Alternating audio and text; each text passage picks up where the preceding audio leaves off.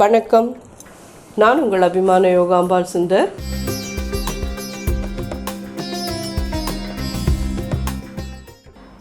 இன்னையோடைய சமையல் என்னன்னு பார்த்தீங்கன்னா, இதுவும் ரொம்ப இன்ட்ரெஸ்டிங்கான ஒன்று தான்.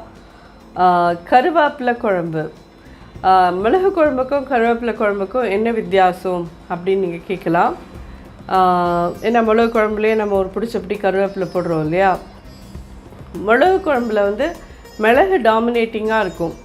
நிறையா ஒரு ஸ்பூன் 1.5 ஸ்பூன் வரைக்கும் நல்லா மிளகு போட்டு அதில் வந்து நம்ம ஒரே ஒரு மிளகாவத்தல் ஆட் பண்ணிப்போம். ஒரு பிடிச்சபடி கருவேப்பிலை போட்டு பண்ணுவோம்.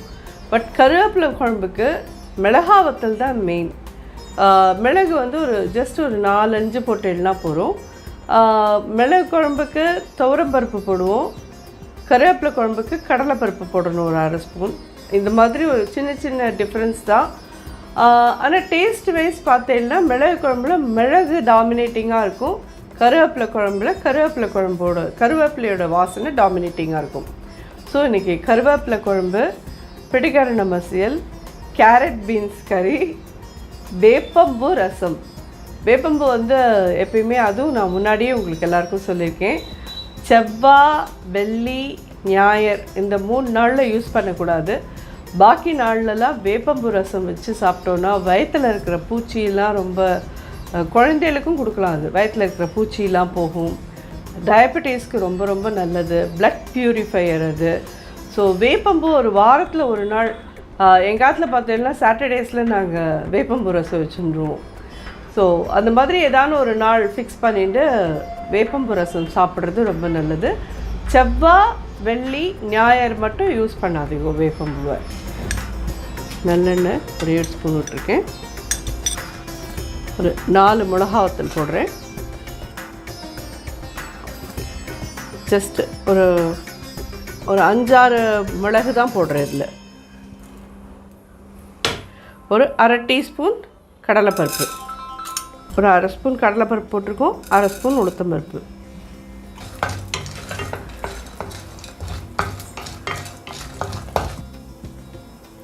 இதோட கூடவே வறுபடட்டும் கருவேப்பிலை.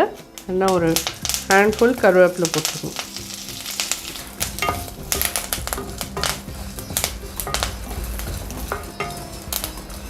நல்லா சிவக்க வறுத்து அரைச்சிதை ஆற விட்டு இதை அரைச்சிக்கலாம்.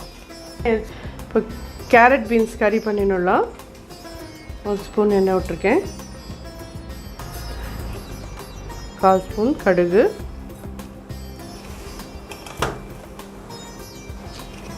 ஒரே ஒரு மிளகாவத்தல் தான் நான் போடுறேன். உங்களுக்கெலாம் ஒரு 4-5 போட்டுக்கோங்க. பழக்கம் போல் சொல்கிற மாதிரி இதுக்கு மேலே காரம் போட்டேன்னா என் பேத்தி சாப்பிட மாட்டா. அதுதான். 1 ஸ்பூன் உளுத்தம்பருப்பு போட்டிருக்கேன். பெருங்காயம் கொஞ்சம், கேரட் பீன்ஸ். இதை ஆக்சுவலி முன்னாடி உப்பு மஞ்சப்பொடி போட்டு வேக வச்சுட்டேன்.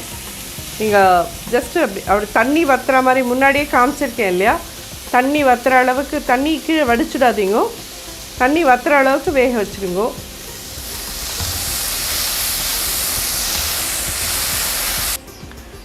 ஸோ இது கொஞ்சம் ஈரம் போக நல்லா வதக்கினுட்டு தேங்காய் போட்டுடலாம். தேங்காய்னா உங்கள் சௌகரியம், உங்களுக்கு எவ்வளோ பிடிக்குமோ அவ்வளோ போட்டுக்கோங்க.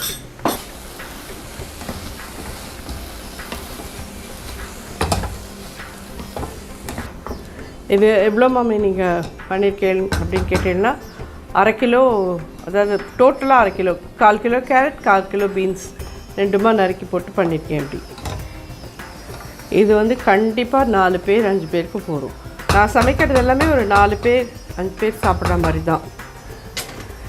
ஸோ காய் ரெடியாக எடுத்து அடுப்பு அணைச்சிடுறேன். காய் நல்லா ஜோராக ரெடியாக எடுத்து இதை மூடி எடுத்து வச்சுடலாம். இது ஒரு நெல்லிக்காய் சைஸ், பெரிய நெல்லிக்காய் சைஸ் புளி எடுத்து கரைச்சி, அதாவது ஒரு 2 டம்ளர் தண்ணி விட்டு கரைச்சி எடுத்து வச்சுருக்கேன். இதில் கொஞ்சம் மஞ்சப்பொடி ஒரு 1/4 ஸ்பூன் போடலாம். பச்சை மிளகாயை இந்த மாதிரி வெகுந்து போடுங்க. 2 கருவேப்பிலை, உப்பு ஒரு 1/2 டீஸ்பூன். இது நல்லா இந்த பச்சை வாசனை போக ஒரு 5 to 10 minutes கொதிக்கட்டும். அதுக்கப்புறம் பார்க்கலாம். ரசம் கொதிச்சுன்னு இருக்கு. இந்த கருவேப்பிலை குழம்புக்கு வேணுங்கிறத அரைச்சிடலாம். தண்ணி விட்டே அரைச்சிடுங்க நல்லா.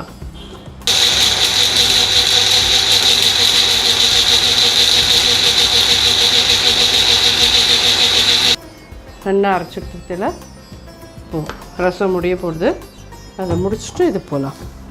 இது பருப்பு தண்ணி என்ன வச்சுருக்கேன்னா பயத்தம்பருப்பு வேக வச்சு இதில் பருப்பு ஜலம் விட்டெல்லாம் நல்லாயிருக்கும் வேப்பம்பு ரசத்துக்கு. எப்பயுமே துவரம் பருப்பு ஜலத்தை விட பயத்தம்பருப்பு ஜலம் விடுங்க, ரொம்ப நல்லாயிருக்கும். பருப்பு ஜலம் விட்டு விளாவிட்டோம். கொஞ்சம் நல்லா நுரைச்சி வரட்டும்.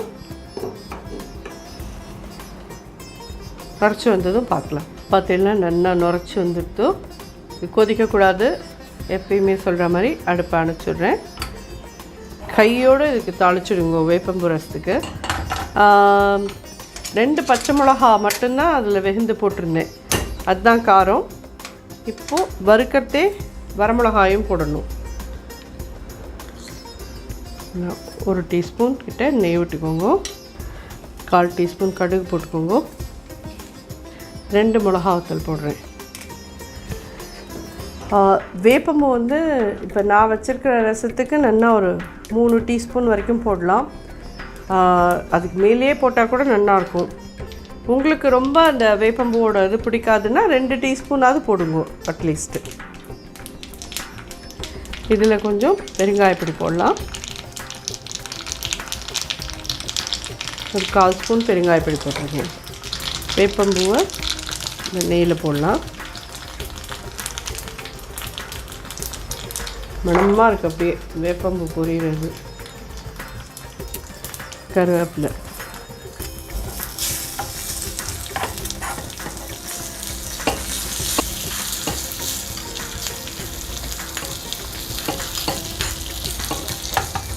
வேப்பம்பு நல்லா பொரிஞ்சிடணும்.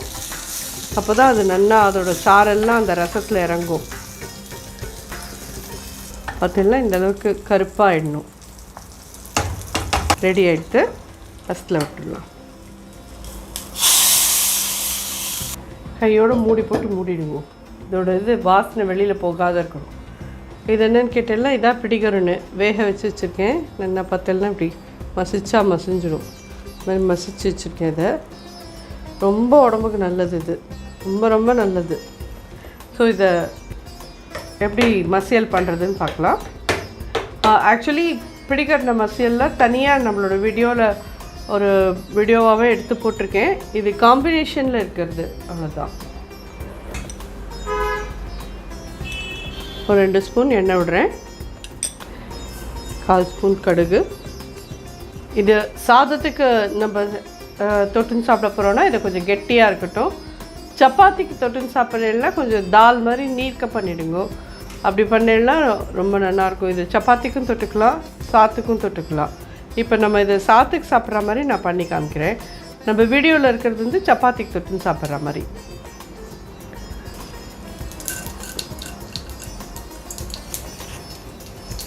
கொத்தமல்லி போட்டிருக்கேன். பெருங்காயப்பொடி ஒரு 1/4 ஸ்பூன்.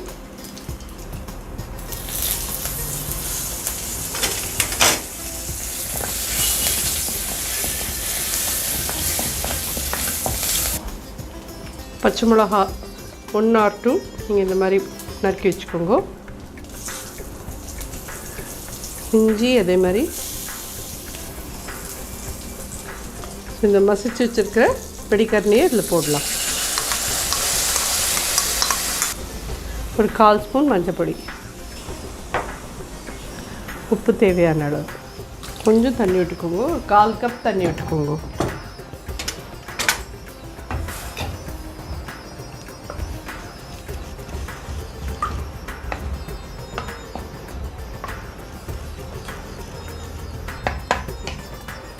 நல்லா கொதித்து கொஞ்சம் கெட்டியாட்டும் பார்க்கலாம். ஆல்மோஸ்ட் நல்லா கெட்டியாகிடுது. இது கொத்தமல்லி பார்த்து எல்லாம் தெரியும் உங்களுக்கு. ஆறிச்சுன்னா இன்னும் கெட்டியாக ஆகிடும். இது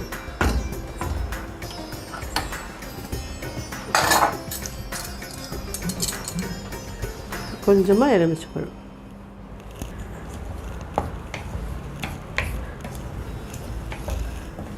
இது ரெடி ஆகிடுது.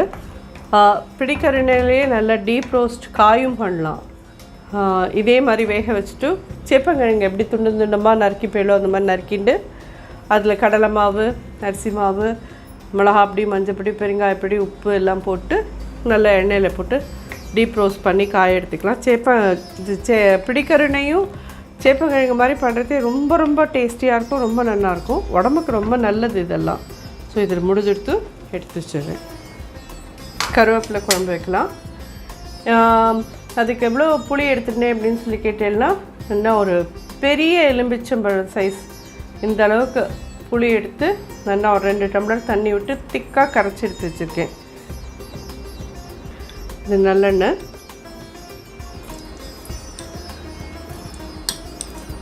மூணு ஸ்பூன் கிட்ட நல்லெண்ணெய் விட்டுருக்கேன். இல்லை ஒரே 1 ஸ்பூன் நெய்யும் விட்டுக்கோங்க, நல்லாயிருக்கும். கடுகு 1/2 ஸ்பூன், கடுகு வெடிக்கிறது. ஜீரகம் ஒரு 1/4 ஸ்பூன்,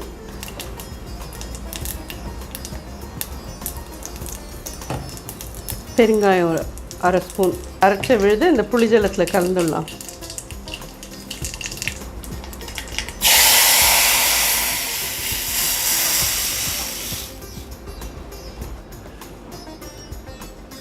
ஒரு 3/4 டீஸ்பூன் கிட்ட உப்பு போடலாம்.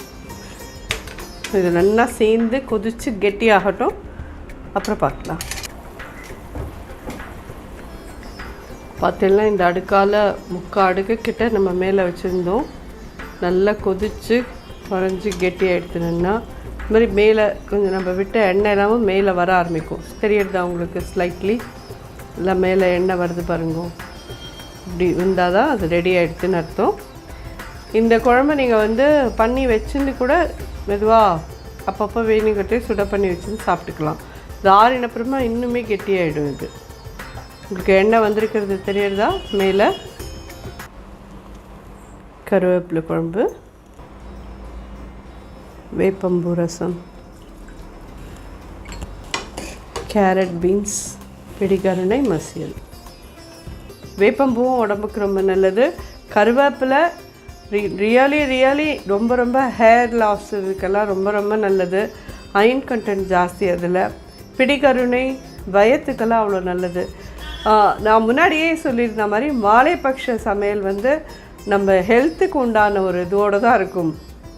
இதை மட்டும் நம்ம கரெக்டாக அது மாதிரி பண்ணி சாப்பிட்டு 15 நாள் கழிச்சு பார்த்தோன்னா கரெக்டாக நம்ம ஒரு 2 கிலோ கிட்ட இழைச்சிடுவோம். ஏன்னா நமக்கு என்ன தேவையோ அதை கரெக்டாக சாப்பிட்றோம், அதுதான். ஸோ இது எல்லாருக்கும் உபயோகமாக இருக்கும்னு நினைக்கிறேன். பண்ணி சாப்பிட்டு பார்த்துட்டு எப்படி இருந்தது எனக்கு ஃபீட்பேக் சொல்லுங்கள். ஸோ இன்றைக்கி இந்த ஸ்நாக்ஸ் டைமில் இருக்கிற இதுக்கு நம்ம என்ன பார்க்க போகிறோன்னா, ஜஸ்ட்டு ஃப்ரூட்ஸ் எல்லாம் போட்டு நம்ம மிக்ஸ் பண்ணி ஹனி விட்டு ஃப்ரூட்ஸ் எல்லாம் சாப்பிட்லாம். அதுவும் ஹெல்த்தியான ஒரு இது தான் இல்லையா உங்களுக்கு. ஸோ இப்போ ஒரு ஹாஃப் ஆப்பிள் எடுத்துட்டுருக்கேன், ஒரு ஹாஃப் பைனாப்பிள், வாழைப்பழம், இதில் மாதுளம்பழம், பேரிச்சம்பழம், இதெல்லாம் உங்களுடைய சௌகரியம். இது பேரிச்சம்பழம் நான் போடுறேன். இப்போது உங்களுக்கு என்னெல்லாம் பிடிக்குமோ எல்லாத்தையும் நீங்கள் இதில் ஆட் பண்ணிக்கலாம். இதோடு கூட ஹனி விட்டு நல்லா மிக்ஸ் பண்ணி இதை எடுத்து வச்சோன்னா இந்த ஃப்ரூட்ஸ் ரெடி. நீங்கள் ட்ரை ஃப்ரூட்ஸ் வேணும்னாலும் இதில் போட்டுக்கலாம். வறுத்த முந்திரி பருப்பு, பாதாம் பருப்பு இதெல்லாம் போட்டு மிக்ஸ் பண்ணி இது சாப்பிட்லாம். இதில் 1 ஸ்பூன் ஹனி விடுறேன். இப்போது இதை நல்லா மிக்ஸ் பண்ணிவிட்டு கூட ட்ரை ஃப்ரூட்ஸ்லாம் போட்டு நீங்கள் சாப்பிட்லாம், நல்லாவே இருக்கும். ஸோ ட்ரை ஃப்ரூட்ஸ் வால்நட் போட்டுக்கோங்க, பாதாம் போட்டுக்கோங்க. கேஷ்யூ தான் போடணும்னு அவசியம் இல்லை. வால்நட், பாதாம் இதெல்லாம் போட்டுன்னு நீங்கள் சாப்பிட்லாம், ரொம்ப நல்லாவே இருக்கும், ஃபில்லிங்காகவும் இருக்கும், ஹெல்த்தியான ஒரு இது. ஸோ இன்னியோட பலகாரம் அடுத்தாப்பில் பார்க்கலாம். நம்ம இன்றைக்கி பார்க்க போகிற பலகாரம் என்னென்னு கேட்டேன்னா, ஸ்டஃப் பராட்டா, ஆலு பராட்டா பண்ண போகிறோம். இது நிறைய பேருக்கு பிடிச்ச ஒரு இது தான். இது நல்ல ஒரு சாப்பிட்டோம் அப்படின்ற ஒரு திருப்தியாகவும் இருக்கக்கூடிய ஒரு இது. ஸோ இது எல்லாருக்குமே ரொம்ப ரொம்ப பிடிச்ச ஒரு இது. முன்னாடியே நம்ம பண்ணியிருக்கோம், இருந்தாலும் மாலைபக்ஷ பலகாரத்தில் இதுவும் ஒன்று இருக்கலாம் அப்படின்றதுனால தான். ஏன்னா அது முன்னாடி பண்ணியிருந்ததில் நான் மசாலாஸ் எல்லாம் போட்டிருந்தேன்னா என்னென்னு எனக்கு ஞாபகம் இல்லை. அதனால் நம்ம ஃப்ரெஷ்ஷாக புதுசாக பண்ணிடலாம் அப்படின்றதுனால தான் இதை எடுத்துகிட்டு இருக்கேன் இப்போது. ஸோ இதில் வந்து நான் ஒரு 3 உருளைக்கிழங்கு வேக போட்டு வச்சுருக்கேன். வெந்து தோலை உரித்து எடுத்து வச்சுருக்கேன்.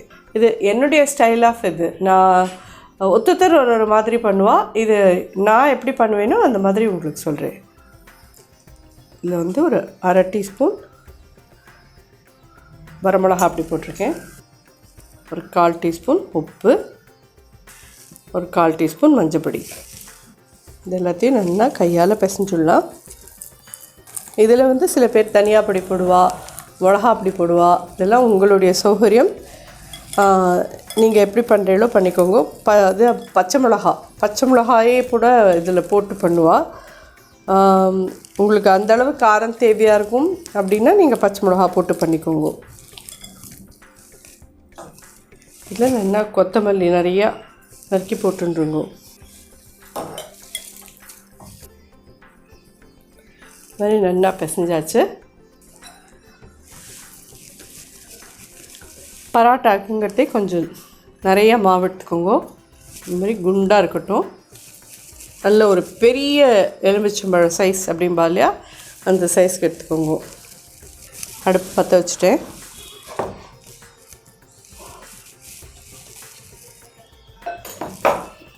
இது ஓரளவுக்கு இந்த மாதிரி எடுத்துட்டு இந்த பொட்டேட்டோ ஃபில்லிங்கை அடுப்பில் வச்சுருங்க. இதுவும் ஒரு எலுமிச்சம்பழம் சைஸ், பெரிய எலுமிச்சம்பழம் சைஸ் இருக்கட்டும். இதை வந்து இப்படி மூடிக்கோங்க.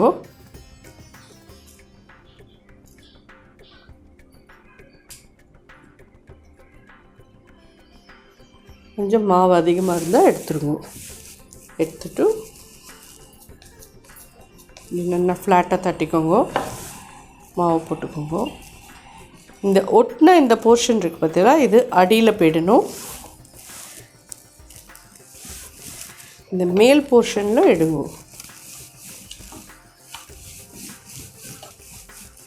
எப்பயுமே சொல்கிற மாதிரி ஓவராலாக மெல்லிசாக்குங்கோ.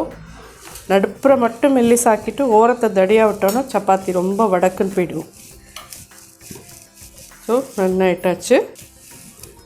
இந்த போர்ஷனை அடியில் போடுங்க. அடுப்பை பெருசாக வச்சுருக்கேன்.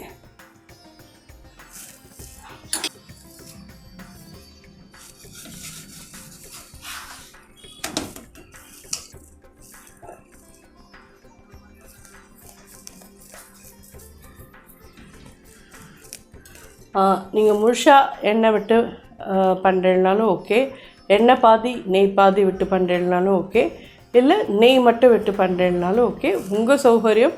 பராட்டாவில் வந்து கொஞ்சம் எண்ணெயோ நெய்யோ விட்டு பண்ணினா தான் நல்லாயிருக்கும்.